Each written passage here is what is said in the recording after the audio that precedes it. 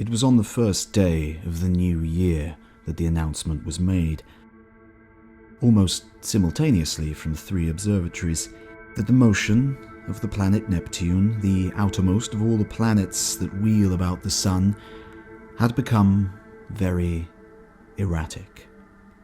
Ogilvy had already called attention to a suspected retardation in its velocity in December. Such a piece of news was scarcely calculated to interest a world the greater portion of whose inhabitants were unaware of the planet Neptune, nor outside the astronomical profession did the subsequent discovery of a faint, remote speck of light in the region of the perturbed planet cause any great excitement.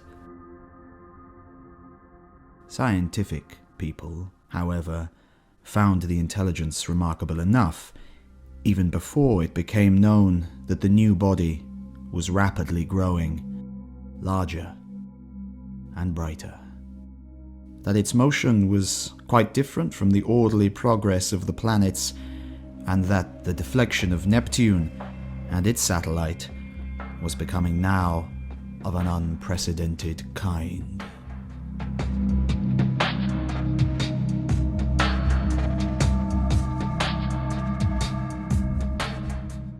Few people without a training in science can realize the huge isolation of the solar system. The sun, with its speck of planets, its dust of planetoids, and its impalpable comets, swims in a vacant immensity that almost defeats the imagination. Beyond the orbit of Neptune there is space, vacant so far as human observation has penetrated, without warmth or light or sound, blank emptiness. For 20 million times a million miles. That is the smallest estimate of the distance to be traversed before the very nearest of the stars is attained. And, saving a few comets more unsubstantial than the thinnest flame, no matter had ever, to human knowledge, crossed this gulf of space. Until, early in the 20th century, this strange wanderer appeared. A vast mass of matter it was, bulky, heavy, rushing without warning out of the black mystery of the sky into the radiance of the sun. By the second day, it was clearly visible to any decent instrument, as a speck with a barely sensible diameter in the constellation Leo near Regulus. In a little while, an opera glass could attain it. On the third day of the new year, the newspaper readers of 2 hemispheres were made aware for the first time of the real importance of this unusual apparition in the heavens. A planetary collision, one London paper headlined the news, and proclaimed Duchesne's opinion that this strange new planet would probably collide with Neptune. The lead writers enlarged upon the topic, so that in most of the capitals of the world, on January 3rd, there was an expectation, however vague, of some imminent phenomenon in the sky, and as the night followed the sunset round the globe, thousands of men turned their eyes skyward to see the old familiar stars, just as they always had been. Until it was dawn in London and Pollux setting, and the stars overhead grown pale. The winter's dawn it was, a sickly, filtering accumulation of daylight, and the light of gas and candles shone yellow in the windows to show where people were astir. But the yawning policeman saw the thing. The busy crowds in the markets stopped agape, workmen going to their work betimes, milkmen, the drivers of news carts, dissipation going home, jaded and pale, homeless wanderers, sentinels on their beats and in the country, labourers trudging afield, poachers slinking home. All over the dusky, quickening country it could be seen, and out at sea by seamen watching for the day. A great white star comes suddenly into the westward sky.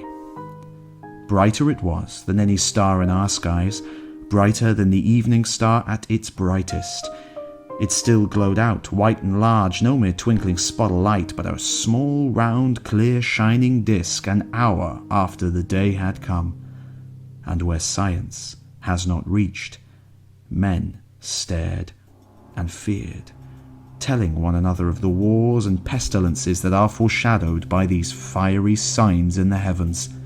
Frenchmen, Spaniards, Portuguese, all stood in the warmth of the sunrise, watching the setting of this strange new star. And in 100 observatories there had been suppressed excitement, rising almost to shouting pitch as the two remote bodies had rushed together, and a hurrying to and fro to gather photographic apparatus and spectroscope, and this appliance and that, to record this novel, astonishing sight, the destruction of a world. For it was a world, a sister planet of the Earth, far greater than our Earth indeed, that had so suddenly flashed into flaming death. Neptune, it was, had been struck, fairly and squarely, by the strange planet from outer space, and the heat of the concussion had incontinently turned two solid globes into one vast mass of incandescence. Round the world that day, 2 hours before the dawn, went the pallid great white star, fading only as it sank westward and the sun mounted above it. Everywhere man marvelled at it, but of all those who saw it, none could have marvelled more than those sailors, habitual watchers of the stars, who far away at sea had heard nothing of its advent, and saw it now rise like a pygmy moon, and climb zenithward, and hang overhead, and sink westward with the passing of the night.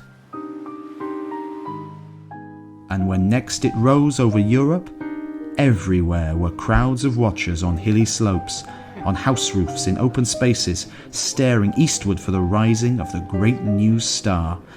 It rose with a white glow in front of it, like the glare of white fire.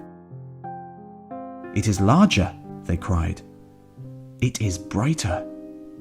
And indeed, the moon, a quarter full and sinking in the west, was in its apparent size beyond comparison, but scarcely in all its breadth had it as much brightness now as the little circle of the strange new star.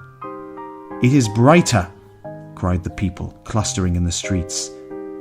But in the dim observatories the watchers held their breath and peered at one another. "It is nearer," they said. "Nearer."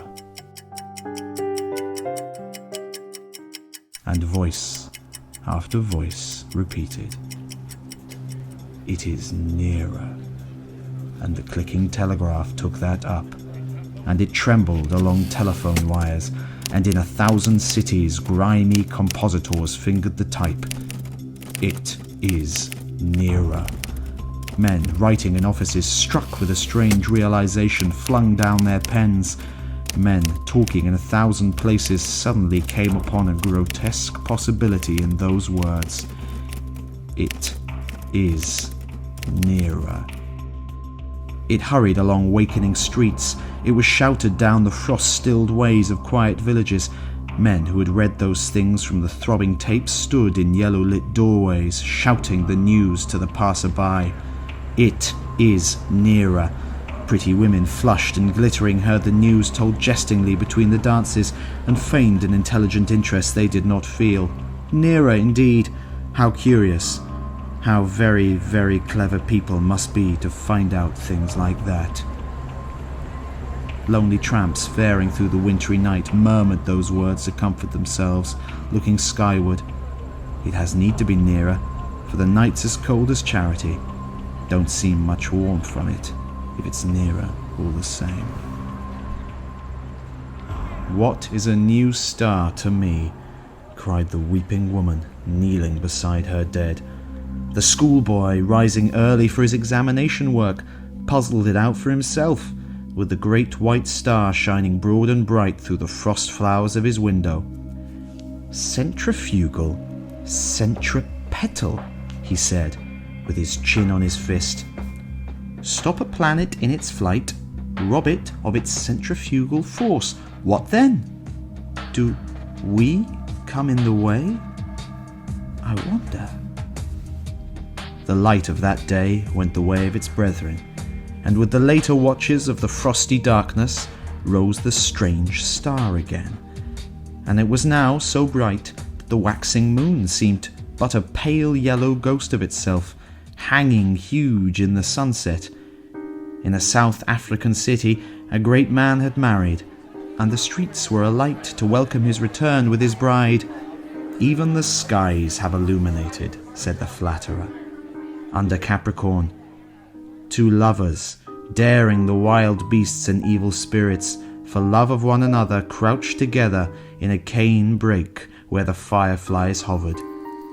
That is our star, they whispered, and felt strangely comforted by the sweet brilliance of its light. The master mathematician sat in his private room and pushed the papers from him. His calculations were already finished. In a small white vial there still remained a little of the drug that had kept him awake and active for 4 long nights. Each day, serene, explicit, patient as ever, he had given his lecture to his students and then had come back at once to this momentous calculation. His face was grave, a little drawn and hectic from his drugged activity. For some time he seemed lost in thought. Then he went to the window, and the blind went up with a click. Halfway up the sky, over the clustering roofs, chimneys, and steeples of the city, hung the star.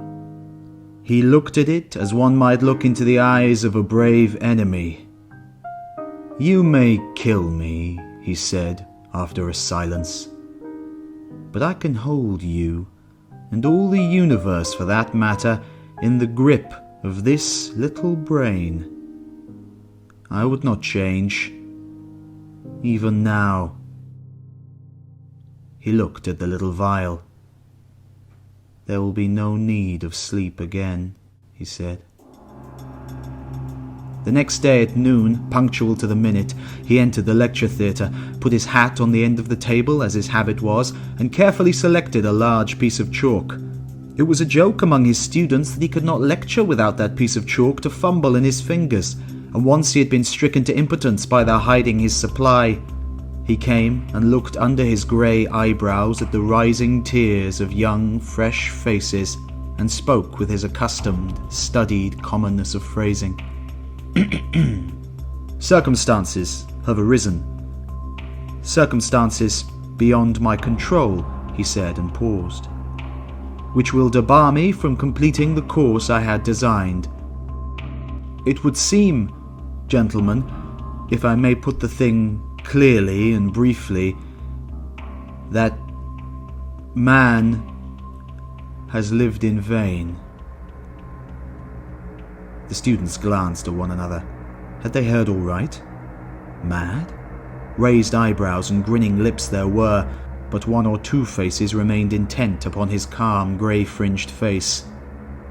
"It will be interesting," he was saying, "to devote this morning to an exposition, so far as I can make it clear to you, of the calculations that have led me to this conclusion. Let us assume—" He turned towards the blackboard, meditating a diagram in the way that was usual to him. "What was that about 'lived in vain'?" whispered one student to another. "Listen," said the other, nodding towards the lecturer. And presently they began to understand. That night the star rose later, for its proper eastward motion had carried it some way across Leo towards Virgo, and its brightness was so great that the sky became a luminous blue as it rose, and every star was hidden in its turn, save only Jupiter near the zenith, Capella, Aldebaran, Sirius, and the pointers of the Bear. It was very white and beautiful. In many parts of the world that night, a pallid halo encircled it about. It was perceptibly larger, In the clear, refractive sky of the tropics, it seemed as if it were nearly a quarter the size of the moon. The frost was still on the ground in England, but the world was as brightly lit as if it was midsummer moonlight. One could see to read quite ordinary print by that cold, clear light, and in the cities the lamps burnt yellow and wan. And everywhere the world was awake that night, and throughout Christendom a sombre murmur hung in the keen air over the countryside like the belling of bees in the heather, and this murmurous tumult grew to a clangour in the cities. It was the tolling of the bells in a million belfry towers and steeples, summoning the people to sleep no more, to sin no more, but to gather in their churches and pray. And overhead, growing larger and brighter as the earth rolled on its way and the night passed, rose the dazzling star. And the streets and houses were alight in all the cities, the shipyards glared, and whatever roads led to high country were lit and crowded all night long. And in all the seas about the civilized lands, ships with throbbing engines and ships with bellying sails, crowded with men and living creatures, were standing out to ocean and the north. For already the warning of the master mathematician had been telegraphed all over the world and translated into 100 tongues. The new planet and Neptune, locked in a fiery embrace, were whirling headlong, ever faster and faster towards the sun. Already every second this blazing mass flew 100 miles, and every second its terrific velocity increased. As it flew now, indeed, it must pass 100 million of miles wide of the earth and scarcely affect it. But near its destined path, as yet only slightly perturbed, spun the mighty planet Jupiter and his moons, sweeping splendid round the sun. Every moment now the attraction between the fiery star and the greatest of the planets grew stronger, and the result of that attraction? Inevitably Jupiter would be deflected from its orbit into an elliptical path, and the burning star, swung by his attraction, wide of its sunward rush, would describe a curved path, and perhaps collide with, and certainly pass very close to, our Earth. Earthquakes, volcanic outbreaks, cyclones, sea waves, floods, and a steady rise in temperature to I know not what limit. So prophesied the master mathematician. And overhead, to carry out his words, lonely and cold and livid, blazed the star of the coming doom. To many who stared at it that night until their eyes ached, it seemed that it was visibly approaching. And that night, too, the weather changed, and the frost that had gripped all Central Europe and France and England softened towards a thaw. But you must not imagine, because I have spoken of people praying through the night, and people going aboard ships, and people fleeing towards mountainous country, that the whole world was already in a terror because of the star. As a matter of fact, use and want still ruled the world, and save for the talk of idle moments and the splendour of the night, 9 human beings out of 10 were still busy at their common occupations. In all the cities, the shops, save one here and there, opened and closed at their proper hours. The doctor and the undertaker plied their trades. The workers gathered in the factories. Soldiers drilled, scholars studied, lovers sought one another, thieves lurked and fled, politicians planned their schemes. The presses and newspapers roared through the night, and many a priest of this church and that would not open his holy building to further what he considered a foolish panic. The star was no star, mere gas, a comet. And were it a star, it could not possibly strike the earth. There was no precedent for such a thing. Common sense was sturdy, everywhere, scornful, jesting, a little inclined to persecute the obdurate fearful. That night, at 7:15 by Greenwich time, the star would be at its nearest to Jupiter. Then the world would see the turn things would take. The master mathematician's grim warnings were treated by many as so much mere elaborate self-advertisement. Common sense, at last, a little heated by argument, signified its unadulterable convictions by going to bed. So, too, barbarism and savagery, already tired of the novelty, went about their nightly business, and save for a howling dog here and there, the beast world left the star unheeded. And yet, when at last the watchers in the European states saw the star rise, an hour later it is true, but no larger than it had been the night before, there was still plenty awake to laugh at the master mathematician, to take the danger as if it had passed. But hereafter, the laughter ceased. The star grew. It grew with a terrible steadiness, hour after hour, a little larger each hour, a little nearer the midnight zenith, and brighter, until it had turned night into a second day. Had it come straight to the Earth instead of in a curved path, had it lost no velocity to Jupiter, it must have leapt the intervening gulf in a day, but as it was, it took 5 days altogether to come by our planet. The next night it had become a third the size of the moon before it set to English eyes, and the thaw was assured. It rose over America near the size of the moon, but blinding white to look at and hot.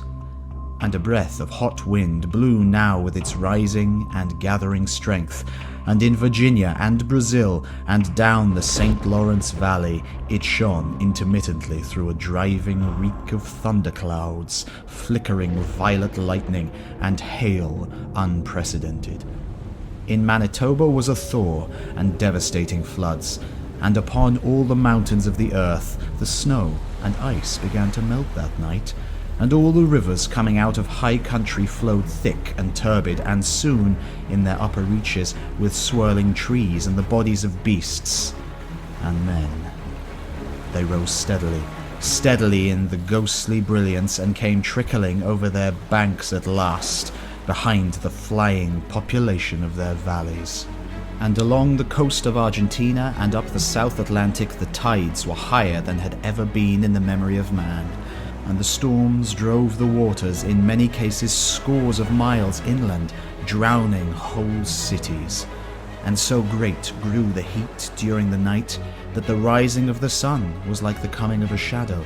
The earthquakes began and grew until all down America, from the Arctic Circle to Cape Horn, hillsides were sliding, fissures were opening, and houses and walls crumbling to destruction. The whole side of Cotopaxi slipped out in one vast convulsion, and a tumult of lava poured out so high and broad and swift and liquid that in one day it reached the sea. So the star, with the wan moon in its wake, marched across the Pacific, trailed the thunderstorms like the hem of a robe, and the growing tidal wave that toiled behind it, frothing and eager, poured over island and swept them clear of men, until that wave came at last, in a blinding light and with the breath of a furnace. Swift and terrible it came, a wall of water, 50 feet high, roaring hungrily upon the long coasts of Asia, and swept inland across the plains of China. For a space the star, hotter now and larger and brighter than the sun in its strength, showed with pitiless brilliance the wide and populous country, towns and villages with their pagodas and trees, roads, wide cultivated fields, millions of sleepless people staring in helpless terror at the incandescent sky. And then, low and growing, came the murmur of the flood.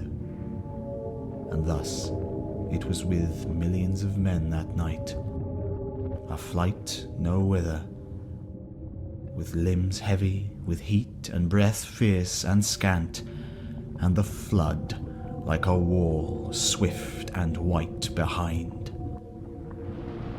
and then death. China was lit, glowing white, but over Japan and Java and all the islands of Eastern Asia the great star was a ball of dull red fire because of the steam and smoke and ashes the volcanoes were spouting forth to salute its coming.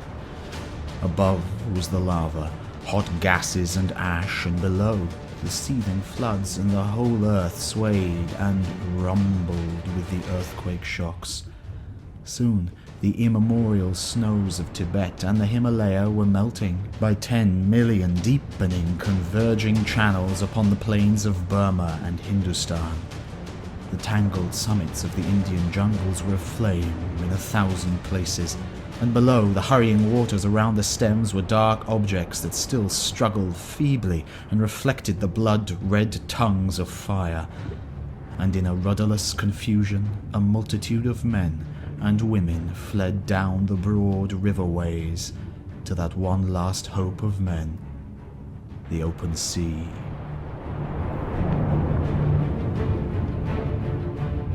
Larger grew the star, and larger, hotter, and brighter, with a terrible swiftness now. The tropical ocean had lost its phosphorescence, and the whirling steam rose in ghostly wreaths from the black waves that plunged incessantly, speckled with storm-tossed ships. And then came a wonder. It seemed to those in Europe watching for the rising of the star that the world must have ceased its rotation. In 1,000 open spaces of down and upland, the people who had fled thither from the floods and the falling houses and sliding slopes of hill watched for that rising in vain. Hour followed hour through a terrible suspense, and the star rose not. Once again men set their eyes upon the old constellations they had counted lost to them forever. In England it was hot and clear overhead, though the ground quivered perpetually. But in the tropics, Sirius and Capella and Aldebaran showed through a veil of steam. And when at last the great star rose, near 10 hours late, the sun rose close upon it, and in the centre of its white heart was a disk of black. Over Asia it was the star had begun to fall behind the movement of the sky, and then suddenly, as it hung over India, its light had been veiled. All the plain of India, from the mouth of the Indus to the mouth of the Ganges, was a shallow waste of shining water that night, out of which rose temples and palaces, mounds and hills black with people.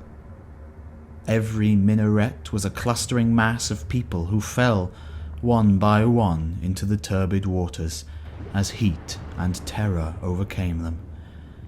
The whole land seemed a wailing, and suddenly there swept a shadow across that furnace of despair, and a breath of cold wind, and a gathering of clouds out of the cooling air. Men, looking up, near blinded at the star, saw that a black disk was creeping across the light. It was the moon, coming between the star and the earth. And even as men cried to God at this respite, out of the east, with a strange, inexplicable swiftness, sprang the sun.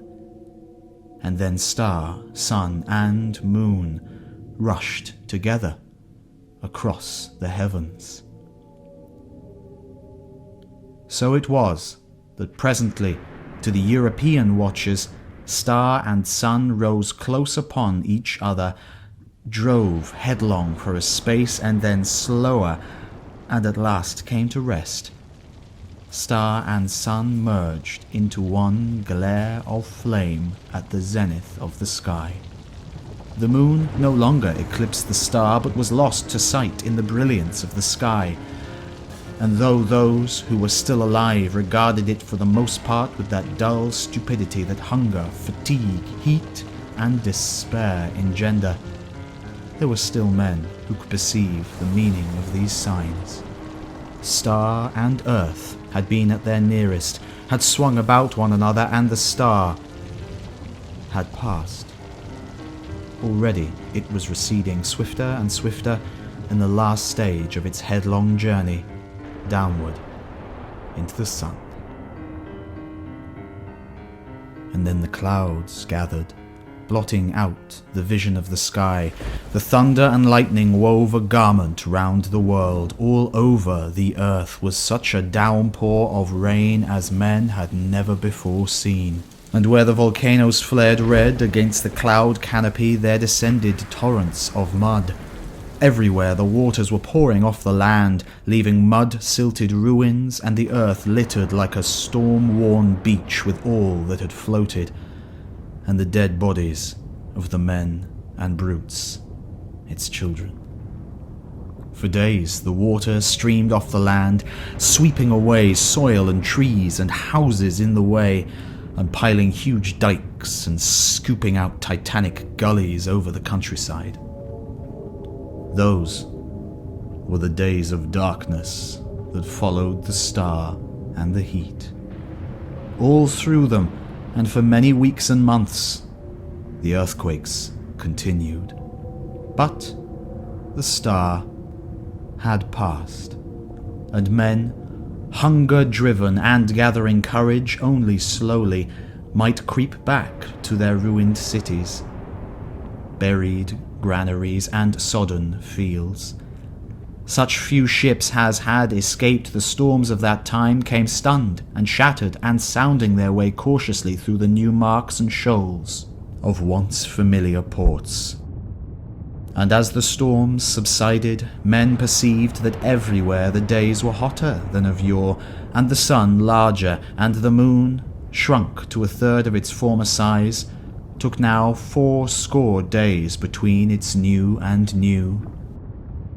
But of the new brotherhood that grew presently among men, of the saving of laws and books and machines, of the strange change that had come over Iceland and Greenland and the shores of Baffin's Bay, so that the sailors coming there presently found them green and gracious and could scarce believe their eyes, this story does not tell. Nor of the movement of mankind now that the earth was hotter northward and southward towards the poles of the earth. It concerns itself only with the coming and passing of the star.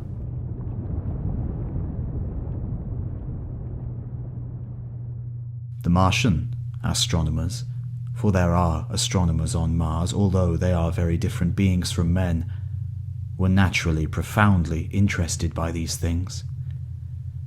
They saw them from their own standpoint, of course. Considering the mass and temperature of the missile that was flung through our solar system into the sun, one wrote, it is astonishing what a little damage the Earth, which it missed so narrowly, has sustained.